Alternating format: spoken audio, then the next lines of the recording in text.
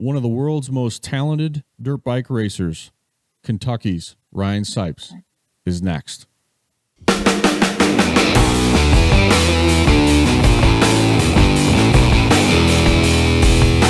What's up, guys? This is Jeremy McGrath, the King of Supercross, and you are listening to the Toledo Track and Trail Podcast. Enjoy the show. All right, welcome everyone, and thank you for joining us. This is Season 3, Episode 4 of the Toledo Track and Trail Podcast. As a reminder, if you're watching on YouTube, please do not forget to hit that subscribe button. Give us a thumbs up and comment below. Regardless, Marty and I always thank you so much for your support. Today's guest is from the Bluegrass State. In our opinion, one of the world's most talented dirt bike racers to ever throw a leg over a dirt bike. We want to welcome Kentucky's Ryan Sipes to the podcast. Welcome, Ryan. How you doing?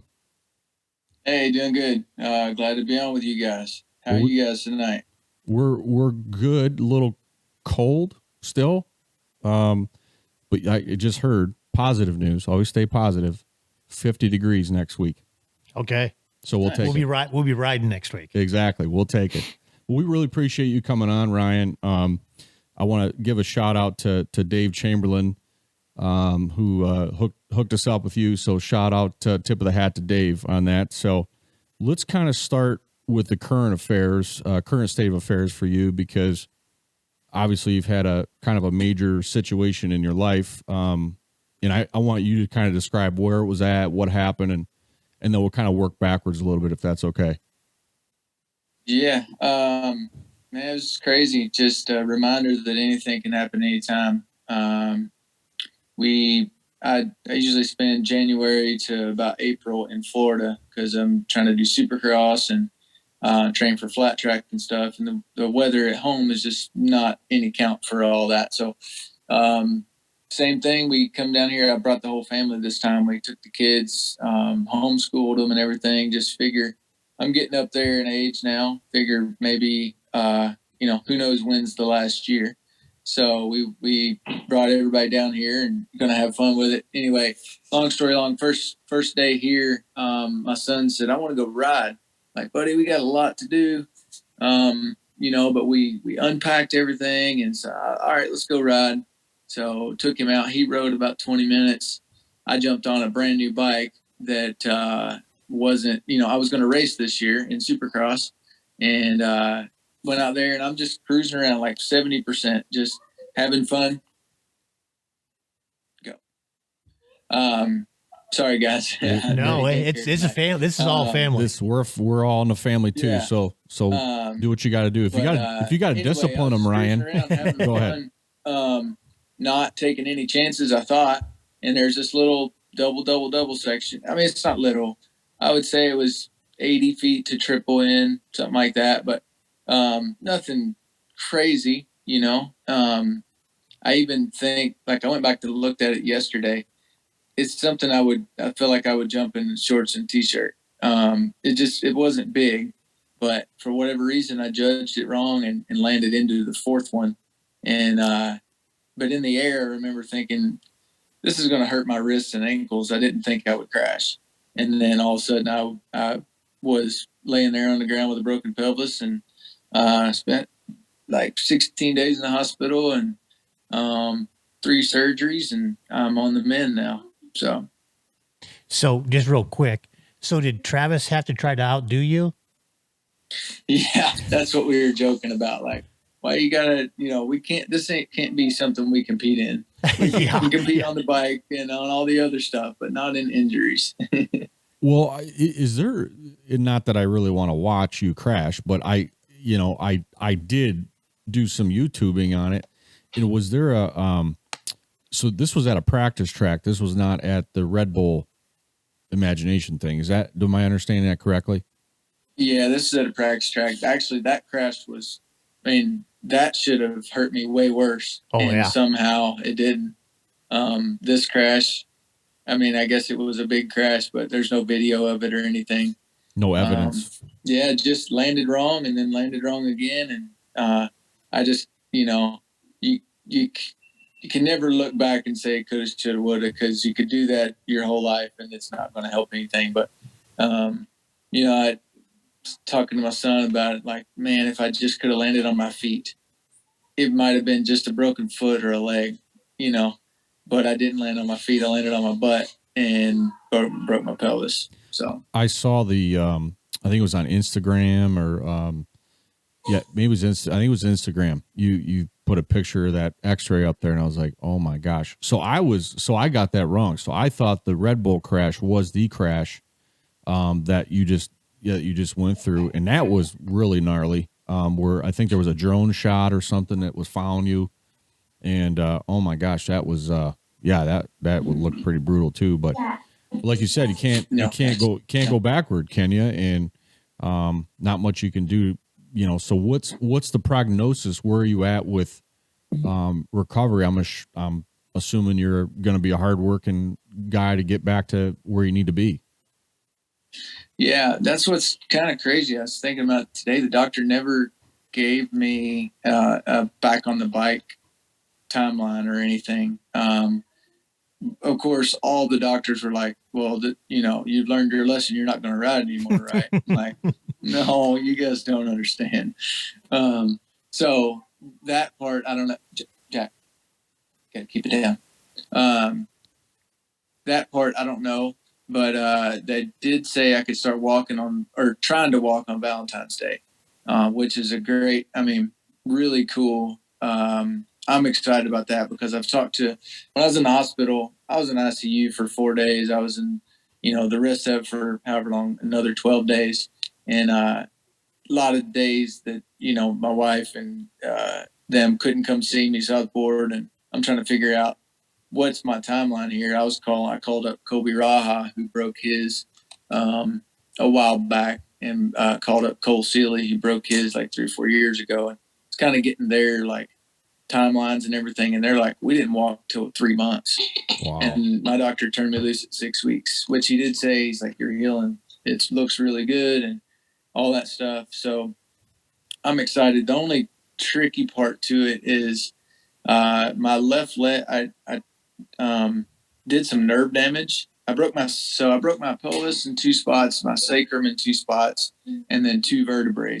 The vertebrae weren't a big deal. It was just like little chips. The sacrum, when it broke, it did some nerve damage. It's a nerve called the sacral plexus. No, that's and it controls your leg, and some other stuff in your lower body. Won't get too detailed on it, but anyway, I did some nerve damage to it, and about half my leg is numb. My whole foot was numb, completely numb until about 5 days ago. Now the doctors say it's a sign that the feeling is coming back. You have to go in there, baby. That's too loud. But it's on fire. I feel like I got my foot in a pile of fire ants. Like it is so painful. So I don't know how that's going to work out trying to walk on it, if it doesn't kind of clear up in a couple of days. But anyway, if I can walk in a couple of days, then, I kind of put a goal in my head of 6 months to be back on the bike. If I can beat it, awesome. If I didn't want to put a realistic date on it, because that's kind of what Cole said is 6 months is before you can get back on the bike. Well, I was going to say you might have to start walking earlier, because from what I saw this afternoon on Instagram or whatever, I think somebody had your wheelchair, didn't they? Yeah. So you're going to have to start walking, because I don't know you're going to get that back. Not going to get the wheelchair back. Yeah. No, I was the day we got the wheelchair, my brother was over here, and he's also my mechanic and stuff, and he rides, and he's had his fair share of time in a wheelchair, and he, we got out of the box, he started doing wheelies, and of course my son's like, how do you do that? So it took him 20 minutes, but he figured it out, and now he can just sit there and balance for 5 or 10 minutes if he wanted to. Well, speaking of family, if they're right there, do you want to introduce them to us? You guys want to come over here and say hi? All right. Yeah, let's That's introduce Claire. She just turned 4. And now her Jackpot. He's 7. Yeah. So I see he's been over to Travis's too, and has he been doing some flips into the foam pit? Yeah, he tried. He got it almost around. Both times we went up, It's just, I think it's a little early yet to try to get him just physically to be strong enough to do it. And then also just mentally to be able to understand kind of what you're supposed to do when you know, what the form is. Like a backflip is super easy. It's not hard, but there's certain things you have to do or it won't come around. That technique. So he'll figure it out. We'll go back again this year, maybe. Good. Now, your young daughter, what's her sport of choice? You said you were traveling with her. I thought.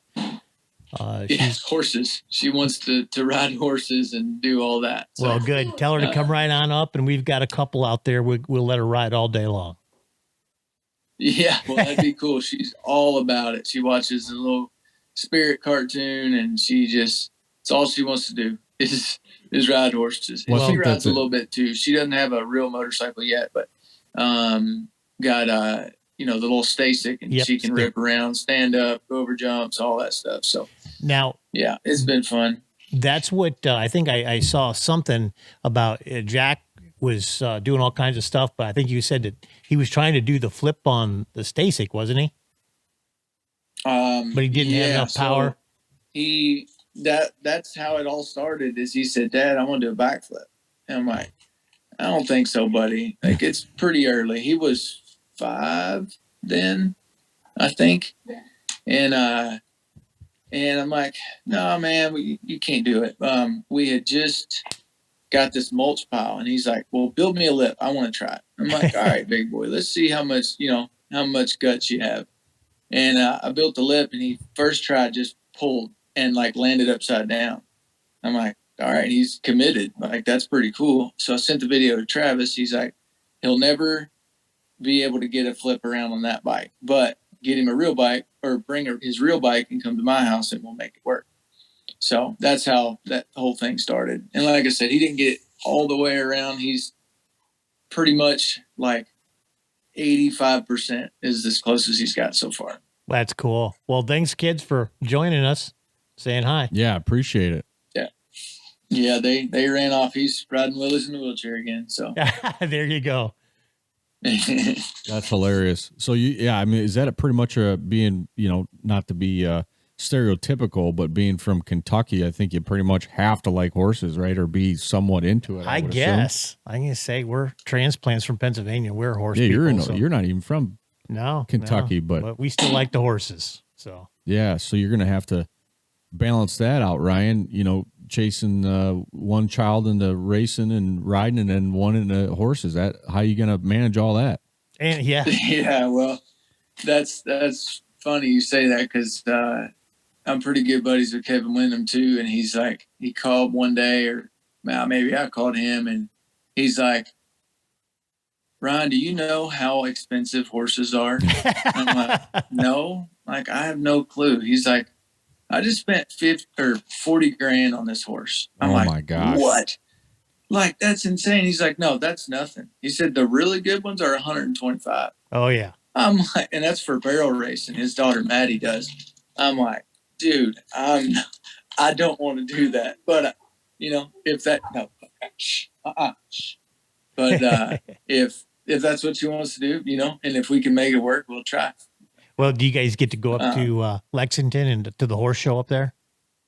Yeah, we're gonna take her to some stuff. Funny, I lived in Kentucky my whole life. I've never been to the Derby. I've been to Churchill Downs, but I've never been to the Derby. And but yeah, if she wants to do it, just like with my son, if he wants to ride, cool. If he wants to play the flute, cool. I don't care. Whatever they want to do, we'll try to do it the best we can. Well, it sounds like from everything I've been hearing that he's taken right after you. He's been riding a lot. I don't know that he's got the drive. Maybe I didn't either when I was 7. Maybe I was, wanted to play a little bit more than I wanted to ride.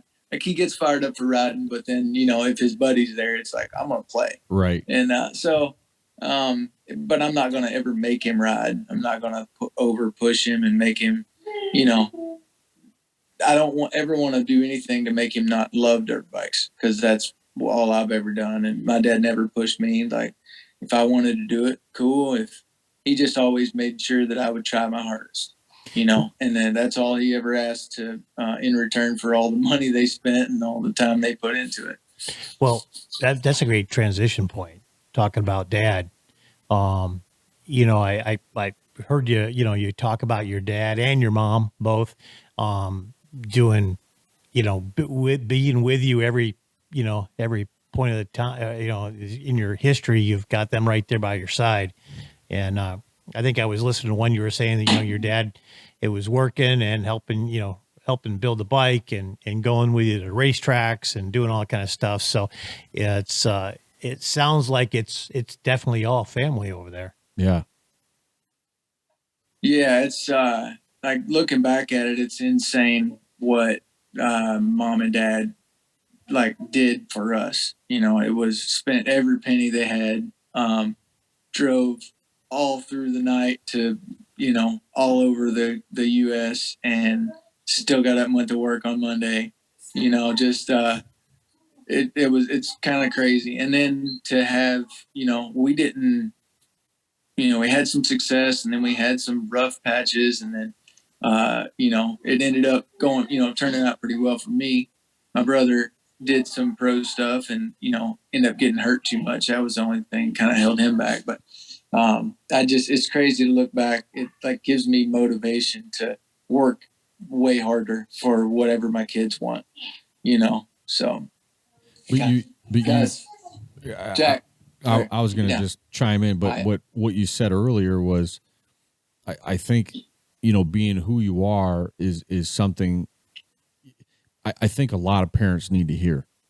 Just you're not going to live vicariously through your son, but because you want him to love motorcycling, you know, and I know, Marty, you've seen it at the track and we've all seen it, you know, the families that are just way over the top with it. And next thing you know, the child is not at all into the sport and none of us want that, but yeah, it's that balance point, right? And how do you find that balance point of driving every weekend but then still loving it too? I mean, that is so hard gotta be so hard for a parent. Well, tell your parents they did a good job with you. Yeah, absolutely. Yeah. Well, I mean, I growing up racing around other kids and their parents and stuff. I can remember like it was yesterday, kids pulling off the track and their dad is screaming at them because they didn't do something. They didn't jump something. They didn't, you know, or kids telling me, no, dad says I have to jump it. My dad's like, you don't have to jump anything. And, you know, the result of that was I didn't jump much. Even when I was an A rider, there was some stuff at tracks I wouldn't jump. When I turned pro, I had to make that leap of like, hey, if they can make it, I can make it. I'm going to go for it because otherwise I'm not going to make it in this sport. But I still like love dirt bikes as much as I ever have. And I don't think it kind of blows me away when I hear about people that I raced with. I mean, I've been around forever, so I've kind of been through 2.5 generations of different riders, you know, or guys I raced against. But you hear of guys like they had a pro career, maybe it went decent, maybe they had some injuries or whatever, and then all of a sudden you never hear from them again. When you do, they're working construction and they don't ride. They don't want anything to do with dirt bikes. You know, it's that kind of blows me away because I've never, I don't know, just never felt that way about it. I always want to ride. Like even when I'm done racing full time, I want to go back to Loretta's. I want to go trail ride with my buddies. Like that's just what I want to do. And your kids. Yeah. Yeah. 100%. Yeah. That's for me. That's probably one of the neatest things. I've never really raced a ton, but was very fortunate to be able to travel quite a bit with our bikes and with the family. So we've ridden all around the United States and, you know, now they're getting busy and you can get their own job stuff. So not riding, but I got grandkids now starting to come up the ranks that, I hope probably I'm their speed anyway. So I can go out and, ride with them. So, well, that's the next generation, right? Yeah. And you want them to love it just as much and you want their parents to be involved and be involved in the sport. Real quick about the state of Kentucky. I got to ask if you have any inside info. So I'm actually planning on taking, speaking of family, my boys, I've got two boys, 11 and 8, and they got some Honda trail bikes, and I'm not pushing the racing thing either, Ryan. I just want them to love it and trail ride. And if they want to race, that's cool. If not, that's okay too. But anyway, my thought was, or my plan is to go down to a place called KXCR, the Holler. Have you been there? No, I've heard a ton about it. They say it's really cool. It was highly recommended by some buddies that I trust. So I would say you're on the right path. Cool. Yeah, we're gonna go down at Easter time, and me and the kids, and maybe try to grab some of our club guys to go down and do some riding. And what I think is kind of interesting about it is it's dirt bikes only, which is a little bit more appetizing to me, because you don't have to worry about the side-by-side crowd. We were going to go to Durham Town, and then they closed, and I'm like, oh man, now what do we do? And so it looks like it's like a 4.5-5 hour drive from Toledo, so it's not not too terribly far, and they got RV sites. So I just thought I would ask you to see if you had any inside info there, but that's cool that you heard it's a really neat place. So I look forward to taking the dudes down there. Let's jump into what they're probably everybody that's listening up to this point and said, what the heck are they talking about? We've come to listen to Ryan, and so we probably ought to jump over that and just see exactly some key points of what Ryan is doing. I did glean from a number of his conversations that he likes a challenge.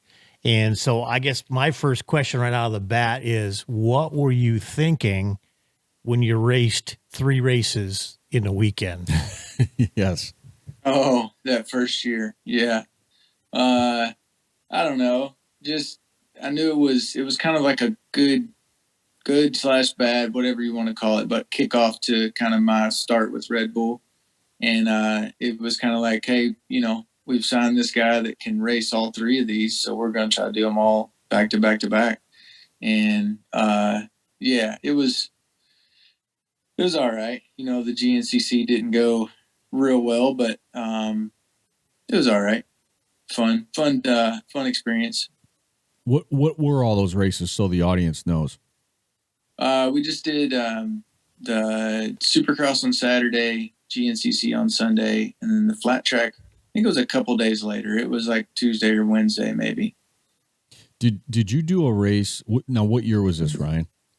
That was 2019. Okay. Yeah, I thought I saw that online. Did you race a race called the Fallen Timbers? Was it an enduro or a hard enduro or something? Yeah, it was a hard enduro in Ohio there. Okay, so this is a funny story, because we have a race up here in Toledo, a district AMA district race, and we called it the Fallen Timbers Hare Scramble. Back in the 1970s, there used to be the Fallen Timbers National Enduro here in town, believe it or not, and started by a different club. So what was funny is, I think the broadcast was talking about your schedule, and during that Supercross, the Daytona Supercross, and they popped up your race schedule, and that Fallen Timbers race was on the TV screen, and I had all these club guys going, dude, Ryan Sipes is coming to our race. I'm like, I think it's a different Fallen Timbers race. So I don't know. It was just kind of funny, had to be there type of thing. But it was just like, calm down, guys. I don't think he's coming up to Toledo to race a district race, but that would be cool if he did. But You've raced the John Penton GNC. I think I read somewhere or saw somewhere that you did. Yeah. Which is a pretty gnarly race. Yep, for that's Southern Ohio. One. Did you race I couldn't find the results on it, but did you race an entire GNCC series at one point? Yeah, I actually did 4 full seasons of GNCC. Okay, and you won a few of them, right? Just won one. One. Okay. Okay. Yeah. Won GNCC. I got on the podium a ton of times. Second and thirds. I only won the one, and then I won one national enduro. You won the, and I forget the name of the race. I apologize. The one in West Virginia, correct? For the GNCC, yeah. Yeah. It was called the Mountaineer. The Mountaineer. Yep. That was, we used to race GNCCs long time ago. And I always loved the West Virginia races. They were just a beautiful state to travel to, and we're obviously in Ohio, but we're flat as a pancake where we're at here in Toledo. It's funny. You get guys that are like, oh, is there going to be hills at your race? No, unless you're going to go dig one, That's right. but that's it. But yeah, it's always pretty to travel down there. So when you started racing, what was it motocross in the early years? Yeah, my dad raced moto, just locally, did Lorettalands and stuff. And then once me and my brother started racing and started getting, I can remember him racing just a little bit, but I was like 6 or 7, probably the last time he actually raced. It maybe not even that. And he got hurt. He broke his wrist. He broke his collarbone, some stuff. And then once we started racing, he's kind of like, I'm done. I'll just, let you boys race. And that's all we did was moto. I would ride in the woods in the wintertime only if I couldn't ride the moto track. And that was, if it was frozen or it was real muddy, we would ride in the woods, but we only had one trail, probably took 3 or 4 minutes, and you just ride that one over and over. So we pretty much always just did moto. So when did you have a good youth career? I couldn't find any research on that, but how'd you do as a kid? I was top 10 at the national races, probably from starting in 96. By 2000, we finally got some Team Green support, and I was top 3, top 5 in the like 80 senior and super mini, which that was against, it was like James Stewart, Hepler, shoot, why am I blanking on that guy's name? Anyway, bunch of, Matt Gerke, bunch of Tommy Hahn, bunch of good guys like that. And then that was my only like really good year on the minis. And then once I moved up, I was a threat to win pretty much everywhere. I just crashed a ton and got hurt and broke, bent bars and all that kind of stuff. But that's once I moved to big bikes is when I finally started being like a threat to win. Nice. So, I don't want to say it took you a while, but you kind of took you a little while, but once you got there, you were ready to fight and win. Yeah, it was kind of weird. Like, I can remember probably not 2000. It was probably 98, 99. Remember when, I don't know if you guys do, but Honda of Houston used to have a huge amateur team. They had the big rig and everything, and they wanted to sign my brother, but not me. And that was in 99 because he was like a hot shot on a 60. And a 50, he was just getting onto a 60, and he was the man. He could, beat everybody. But they didn't want me. And so mom and dad were like, no, we're not taking it. So then fast forward, I think just 1 year, Team Green called and gave us some support.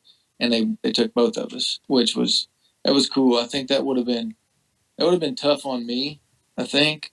Selfishly, to be like, man, he got a ride. He's got these cool Hondas, and I'm on this, not there's anything wrong with Kawasaki, but why didn't they want me? Right. So it was cool. I think that was cool of my parents to go, yeah, no, let's wait.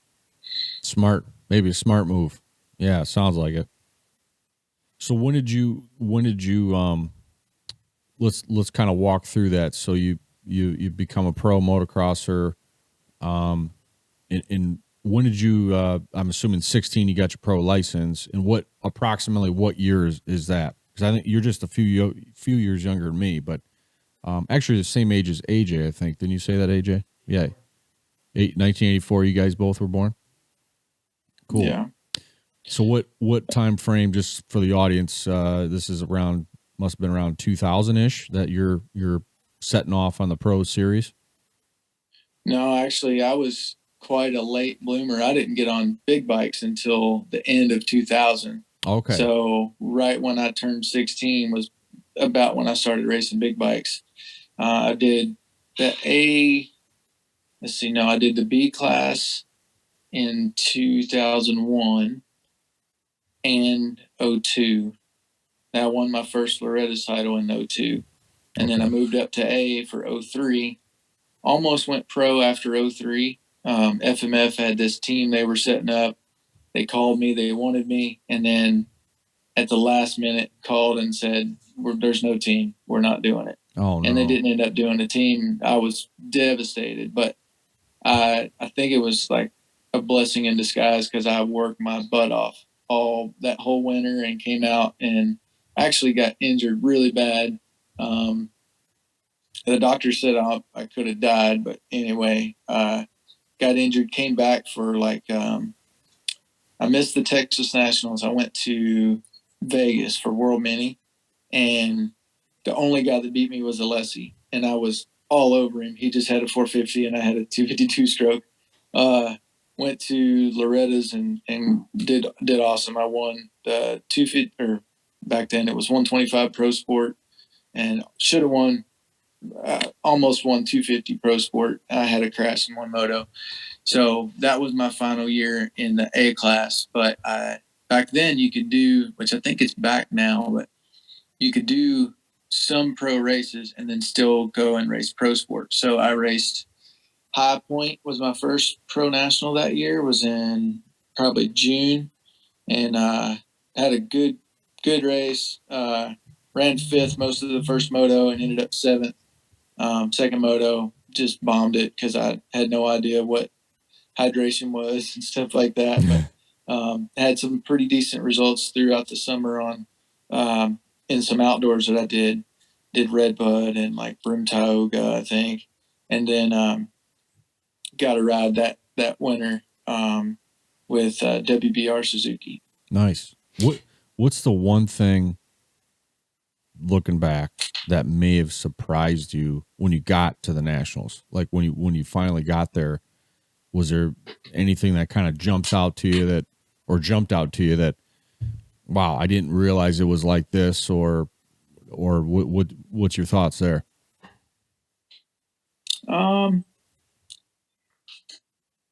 Honestly, not really. I mean, the first one I did was a wake up call of like, no matter what, no matter if you win by 2 minutes, you got to like stay on top of your hydration and your food intake and all that kind of stuff. Cause I got seventh in the first moto, ran top 5. Most of it, I was a rookie. So everybody was just fired up and I was happy, cool. Like I could do this.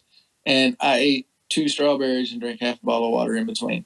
And so first lap, I'm bonking. Like I have no energy. I'm cramping up, all this stuff. So, but I mean, that was just stupidity on my end. It was just the emotions kind of, let the emotions run high and kind of forgot about some stuff. Sorry, I'm moving around so much. There's not really a comfortable spot for me to sit. I can say you're all right. If you need if you need a break or whatever, just let us know. Yeah. No, that's all good. I just had to move around a little bit, but I don't know. I mean, I guess maybe the only thing is like that everybody was fast. So you in an amateur race, obviously most of the time you're starting in the top 5. The top 5 guys usually get top 5 starts. In pro nationals,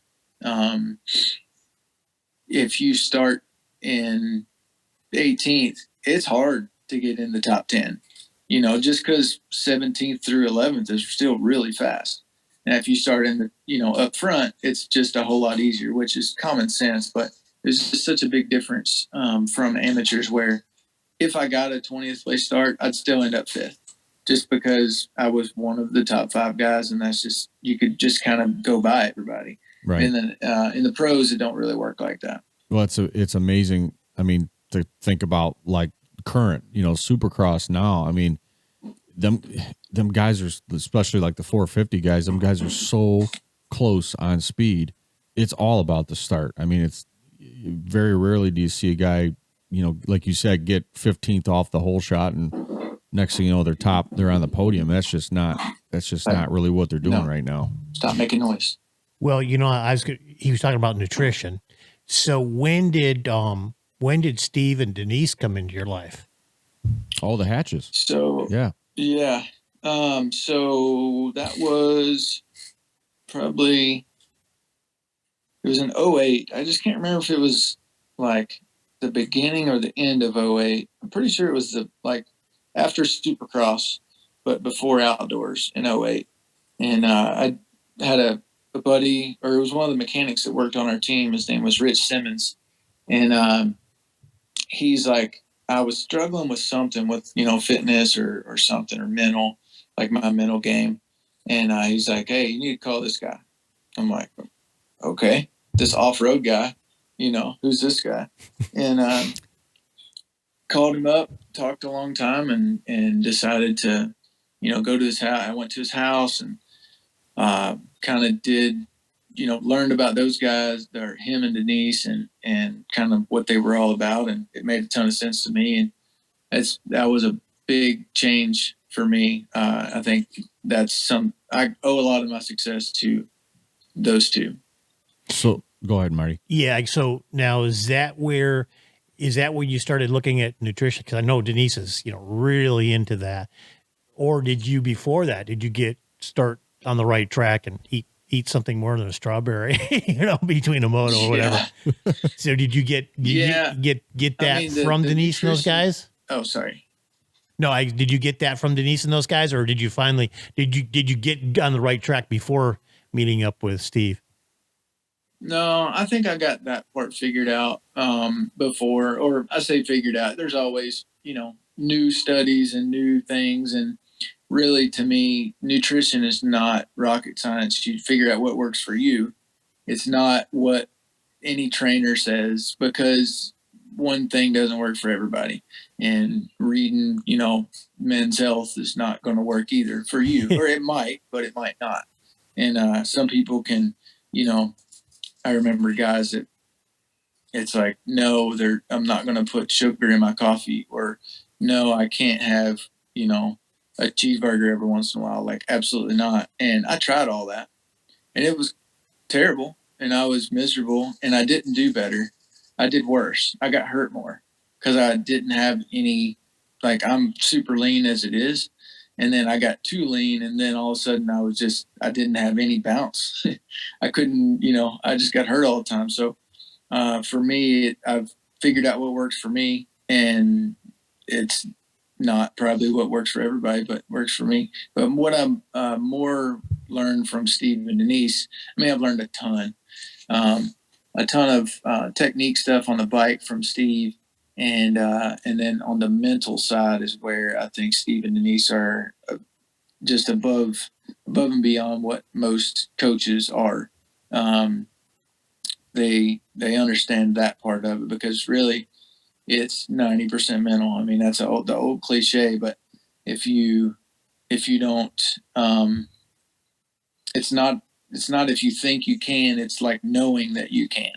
And that's a big difference. And so I was able to, with their help, figure out some stuff that, helped me a ton, still helping me. Well, Steve, so a little side story about the hatches. And I was fortunate enough actually to go with Amanda Maston and her dad to 6 days in '96 as a spectator. I was 13 years old at the time. And my dad went, and I and his son Cody, we got to go and spectate and watch the team. It was just an awesome experience. But that's when I got to meet Steve, and then we started doing the GNCCs. And Steve was bar none my favorite pro racer when I was a kid. Matter of fact, he gave me, it might have been the first marketing guidebook, if you will. And I don't have it anymore, but there was like a black and white photo book of Steve's nutrition programs, his workout programs. And I remember in the book, I'll never forget it, it's always said he got himself into such great shape. He felt like when he was done with the GNCC, he could go back out and do another one.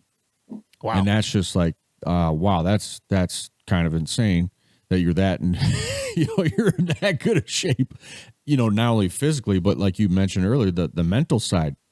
And, but I mean, as far as like a human being and a racer and ambassador of dirt bike racing, Steve Hatch was by far my favorite racer. He actually helped me. I don't want to sidetrack it too much, but when I was a senior in high school, I did this project, what you wanted to be when you grew up. And I did, of course, a dirt bike racer. I never made it, and that's okay. But I interviewed him for the project. And so to take that, I showed clips of him racing, and he helped me out with that. And just to be able to, have a dirt bike, racer on the TV in the middle of the classroom, kids just thought that was cool. And he was so friendly, and yeah, he's just an awesome guy. Awesome family. I guess I probably ought to start going back to all the DVDs that I got and start looking them, see if I can get better riding. You should. It's never too late to learn. Yes. Yeah. Well, I know you, I would have loved to had Steve's house there in Arizona. I've spent a lot of time riding out there, and I did see you ride out there with Taylor and those guys. So I have a little bit in common with you, only because I like to ride in Arizona. I've been riding there since about 82, 83, somewhere in there. And I know you race KTM and Husqvarna, so.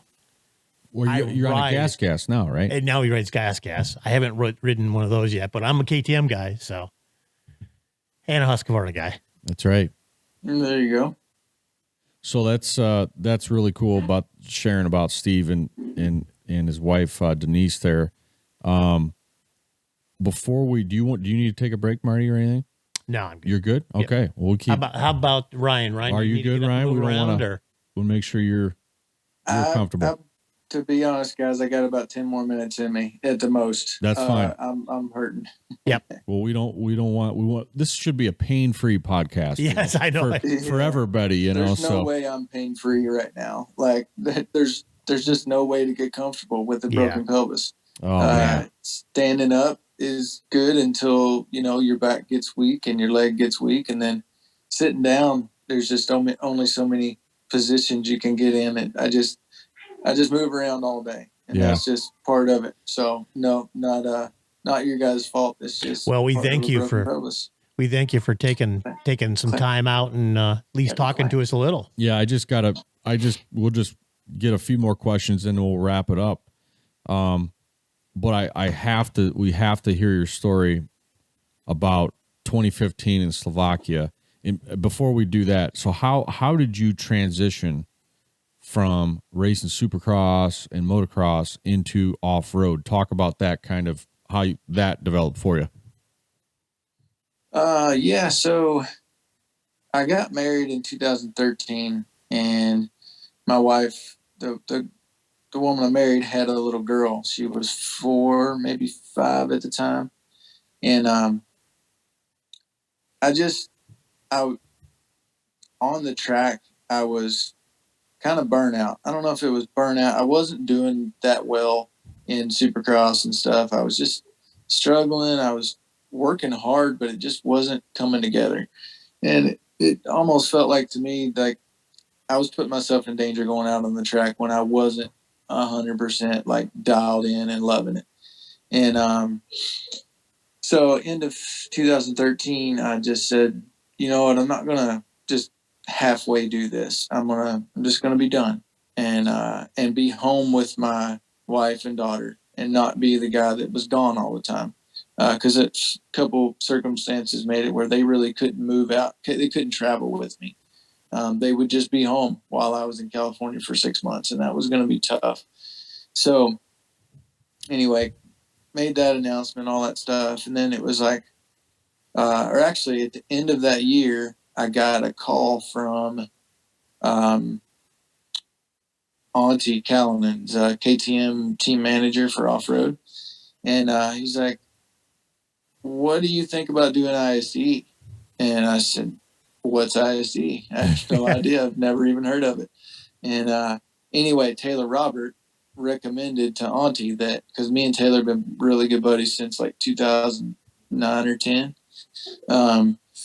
Anyway, Taylor had called Auntie and said, you need to give Sipes a try, because I'd ridden a lot of off-road with Taylor and out in the desert in Arizona. And he's like, you can, like, you're a supercross guy, but you can do this off-road stuff. Anyway, Auntie is like, we might put you on the trophy team. Ended up not. They got Zach Osborne to do it, or it was somebody that they didn't pick me. They picked him sorry, my hair's terrible. End of 2013 in Italy, Sardinia. And so I went on a club team. And so the team, Jamie Ellis was our team crew chief or whatever then for the Suzuki team. He now owns Twisted Development, the hop up, motor mod shop in California. But anyway, he built me the bike. He went with me. And I did the club, I was on a club team, and it was super fun. I loved it. I had to learn a lot of things, like, being in, I don't know if you guys ever went, but on the club, you're behind not only trophy and junior, but all the women too. I raced two of them, and yeah, I did two of them myself, and you get you eat all the stuff that they leave behind for you. Yeah. So, and that's just part of it. It's not a knock against them. Nope. It's just, I wasn't patient enough. I had some crashes and stuff. I was fast, and I had a couple top 10 test times overall. But I had a bunch of crashes too. So I didn't end up winning the club thing. Whatever. Fast forward to 2014, they went to Argentina, but my wife was pregnant with who is what's now our 7-year-old. He was scheduled to be born when we would be gone. And I said, I can't go. And then the next year, I started lobbying pretty hard on Auntie I forgot your whole question there. 2014, I did the full series of GNCC. I just did it on my own. I had help from some people that helped me when I did moto. And then some new sponsors that I called around and, rounded up enough money to go do it on my own, and had a really tough year. It was super frustrating, because I'd be fast, but I would crash, or I would be fast, but I would cramp up, take bad lines, get stuck, all this different stuff. By the end of the year, I finally got a podium, which was like, all right, maybe I can do this, because I was getting, I was starting to wonder. But then 2015, and I'll throw it back to you, but 2015 was when I started to finally turn it around in off-road.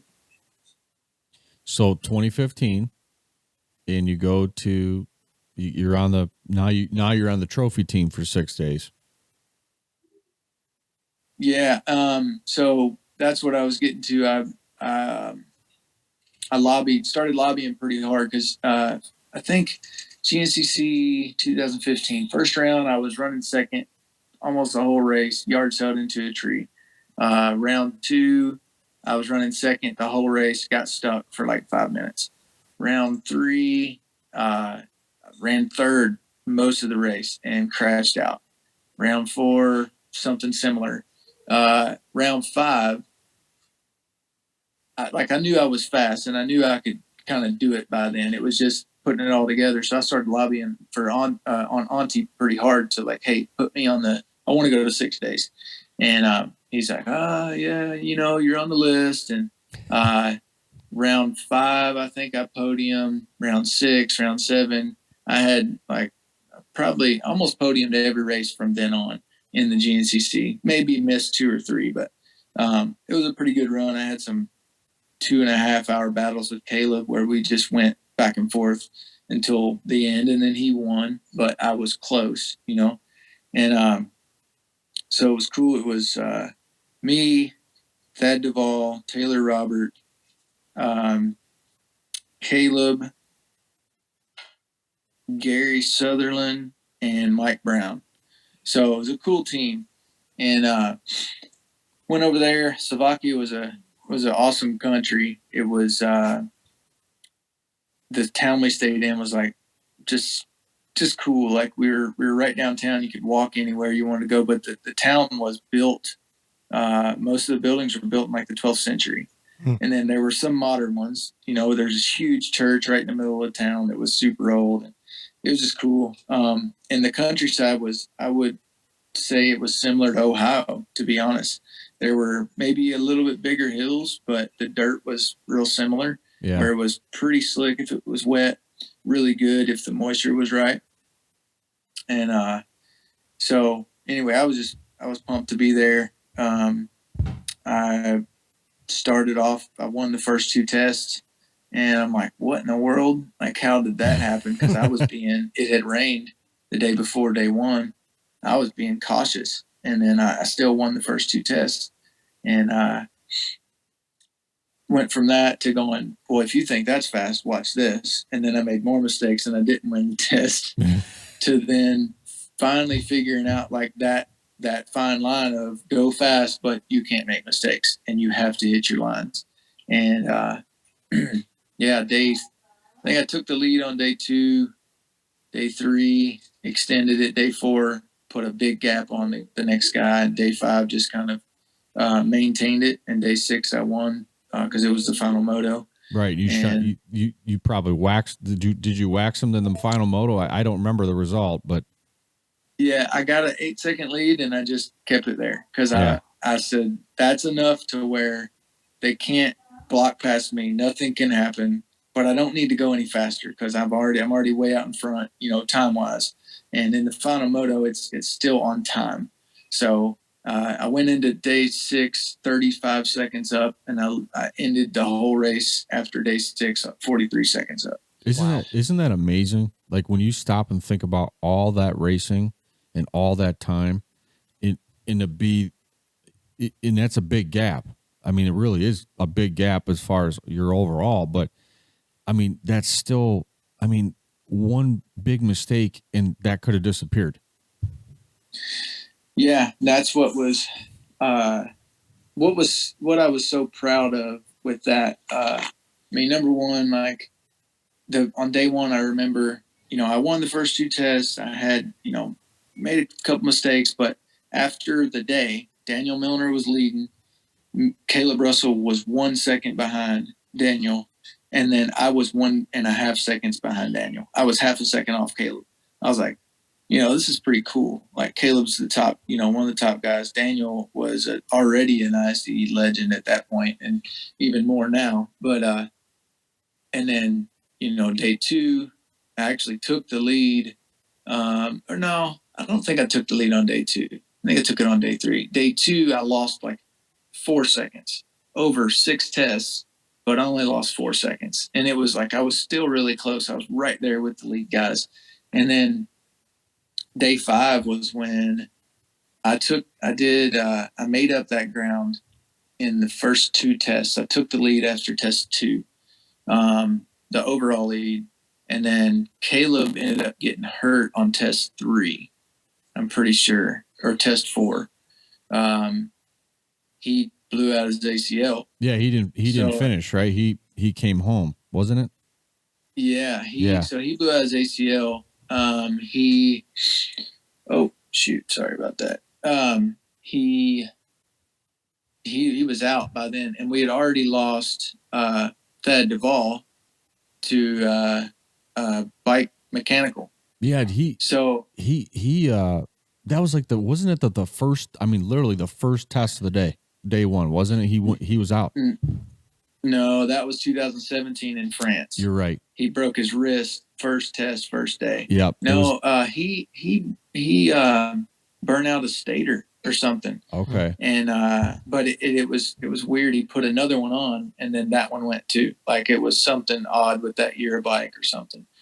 So anyway, after day 3, it was kind of we'd already lost 2 guys. So I want to say we were done as a team. Like we couldn't. I think you got 1 drop rider, Right. but you know 5 had to count for times, and we only had 4 riders.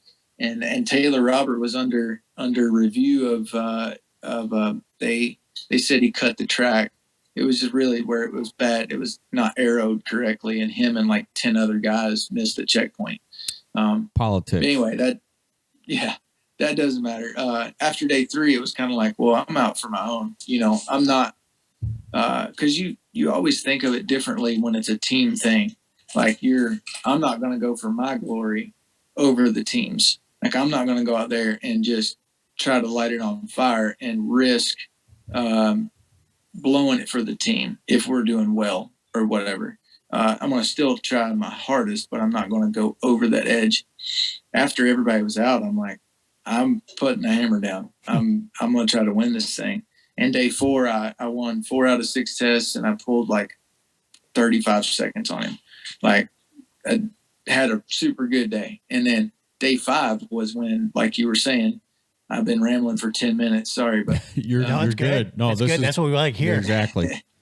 Day 5 was what I was really proud of, because in ISDE racing, the format is you have to go absolutely as fast as you can, but you can't crash. So, and you can't miss a line. You can't make a mistake. So it's just like that's why it's so much fun to me, because you have to be right on that edge and push over it just a little bit sometimes to go fast enough to be up on top.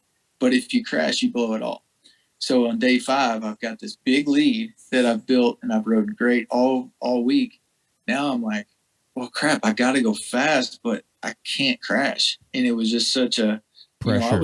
I was nervous, and I don't really get nervous, but it was kind of like, and I still won one of the tests, I think. And I had still a good day. I only lost 8 seconds or something on Milner for the day. So it was super good. It was almost like a championship for me. And I know it is a championship, but it was like a 6-round supercross championship, because, it was 6 different days that you had to be on your game and be consistent, but also win a bunch of races. Well, looking back, so, obviously I was here. I don't even remember my dad, Paul, or not. My dad goes the 6 days. He's in the container. He's worked with Jay and Dave. He calls everybody Jimmy. I don't know if you remember him or not. My dad, Paul Bucher, but anyway, yeah, I think so. he calls everybody Jimmy. It's just because he doesn't remember everybody's name, so it's the default, for him. But anyway, but I remember being here and talking to a friend of mine, and like, hitting the refresh on the computer, seeing the results. It's like, man, I think he's gonna do this. Like, this is awesome. So I just want to say, on behalf of all the guys and gals and the fans of the United States, and as a former 6 days rider myself, like, thank you for putting America on the map. I know you didn't probably set out to overhaul the race, but you helped elevate the game even more. I mean, certainly Kurt Caselli, him and his dad took it to another notch, and I think you took it to another notch. And then the next year we won the thing. So, I mean, that was, thanks for doing that. I mean, that's awesome. That was a huge deal. Yeah, well, thanks. I think it was everybody. Like Kurt definitely just changed the, hey baby, I'll be done in a minute. Changed the focus on the race. Like, it wasn't as serious as it was until Kurt got there.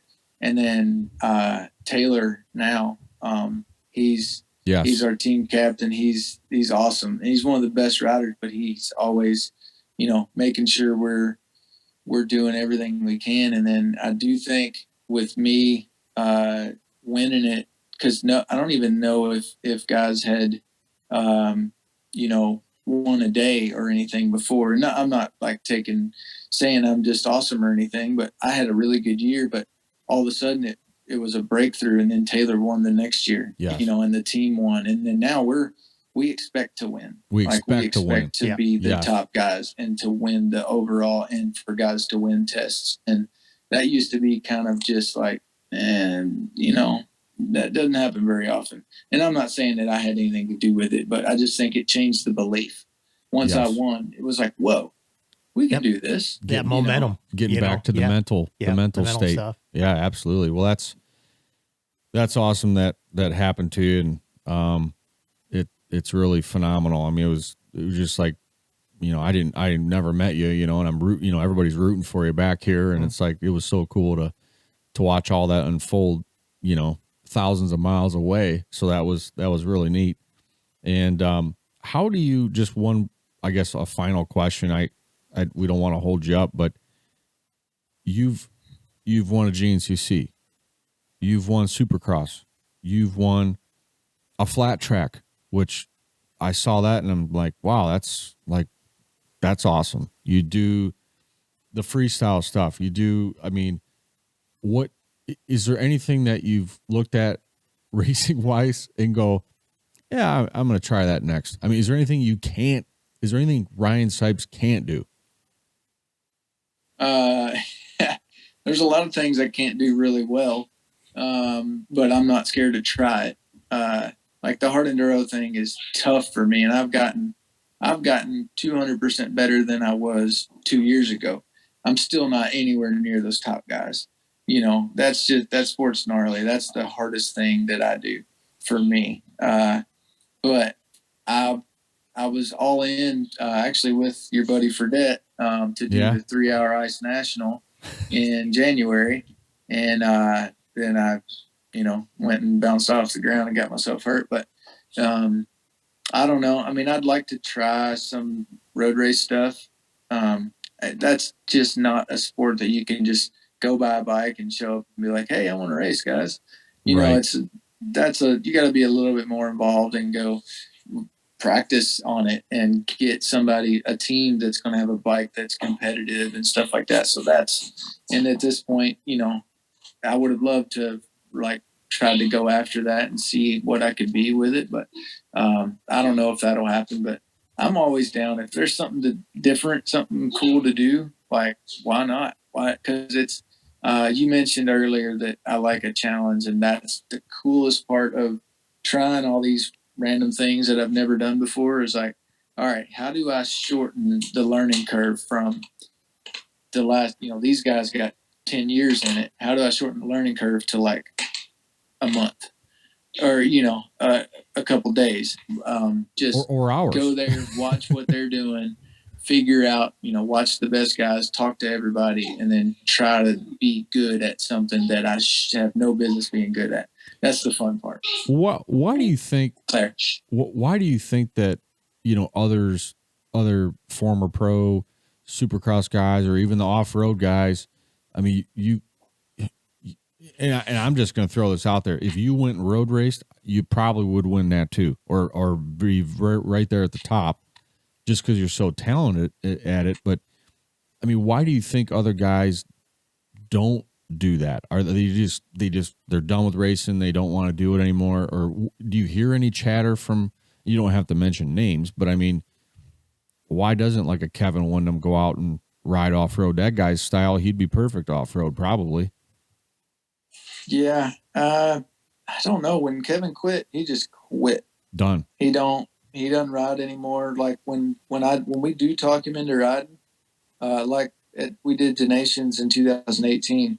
He showed up with dirty boots, and they were dirty from 2014, the last time he raced. That's the last time he rode.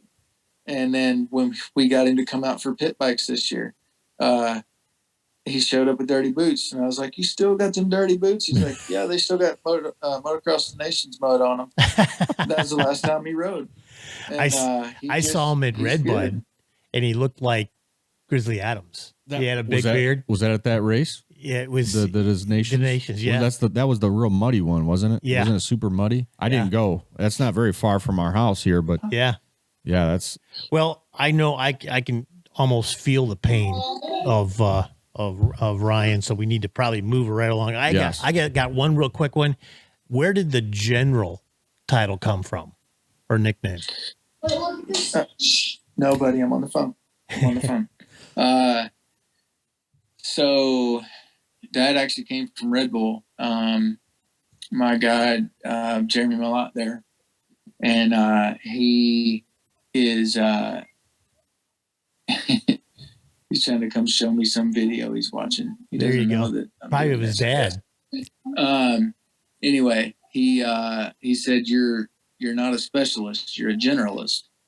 And I was like, well, that in a way that's like a degradation, but then again, it's not in my, if you said that a doctor wasn't a specialist, it's like, well, I don't want that doctor working on me. But in two-wheel sports, it's like, I don't specialize in anything. I just do everything. So then it turned into the general. That's cool. That's awesome. Cool. Well, last thing from me, then I'll turn it over to Matt to we'll get do this our thing done. out of here. But hopefully the next time we talk to you, you're up and moving and feeling a lot less pain and able to get back into sport.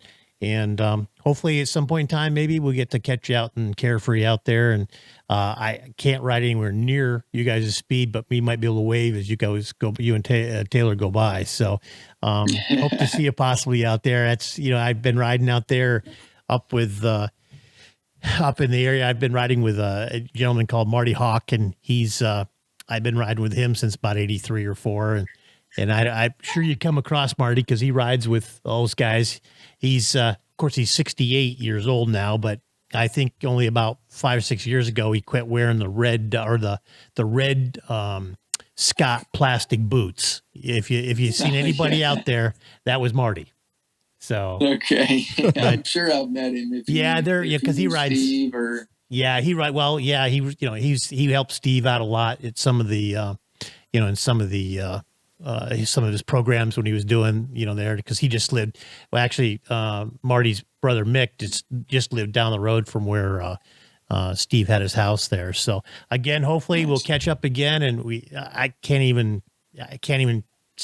come up with words to say how much we really appreciate you coming on board and spending this time, and especially in all the pain you're in and taking time away from your family. No worries. I'm glad I was able to come on. Thanks again, guys. Yeah. Well, as we wrap up, I want to thank our guest Ryan Sipes for joining us on episode 4. We also want to thank you, our audience, for supporting the podcast. If you're watching on YouTube, don't forget to like and subscribe. If you're listening on your favorite podcast platform, give us the 5 stars if you can. Until next time, get out and ride. Remember to leave the sport you love better than you found it.